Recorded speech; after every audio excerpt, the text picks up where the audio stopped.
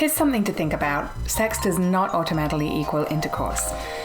Intercourse is often put on a pedestal as the be-all, end-all of sexual embraces. But research has shown that the majority of women don't actually orgasm from intercourse alone.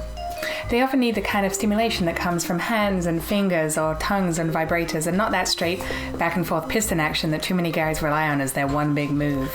Now, that's not to say that women can't or won't eventually orgasm during intercourse, but it definitely takes an understanding of anatomy, usually some supplemental stimulation, and a willingness to learn what works for both you and your partner, even if that's not what you usually see in porn. As the following real-life ladies are about to explain. Some women can have vaginal orgasms, but a lot of the orgasms come from the clitoris, which is above the vagina. So I asked my first gynecologist ever at Planned Parenthood why the earth wasn't moving for me during intercourse. And she whipped out her anatomical model and showed me the vast distance between the clitoris and the vaginal opening. And she said, he can pump away all day long and never hit the clitoris.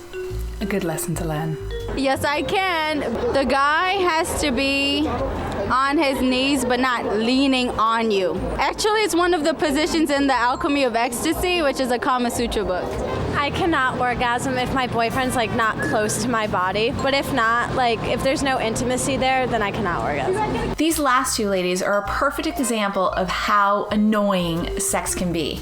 What works for one person is the exact opposite of what works for somebody else. Yeah, I mean, some women need shallow, angled penetration that hits their G-spot, whereas other women need full body contact to maximize the pressure on their clitoris. Absolutely. I've been with a guy for like 4 years, my boyfriend for about 4 years. So, I mean, we definitely know what it takes to make each other, you know. No. I don't have an orgasm from having intercourse. I get it from foreplay. Intercourse just feels good. Oh, you gotta love this lady, and I think she definitely represents a lot of women out there, but I think she's got her terminology wrong. If something that she's doing is resulting in orgasm, I wouldn't call that foreplay, I call that sex. Yeah, foreplay is what gets you in the mood, and sex is what gets you off, be it masturbation, manual stimulation, oral or intercourse. It's just whatever gets you there. Foreplay is definitely important. Like that definitely gets you to like the point where like sex makes it okay, like enough to orgasm. It's like if you're in a relationship and a guy knows like if you've been with a guy a couple times, like he knows like what to do and you know what to do for him, like that's important too.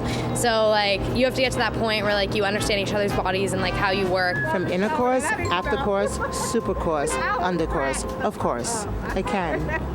Okay. Yeah.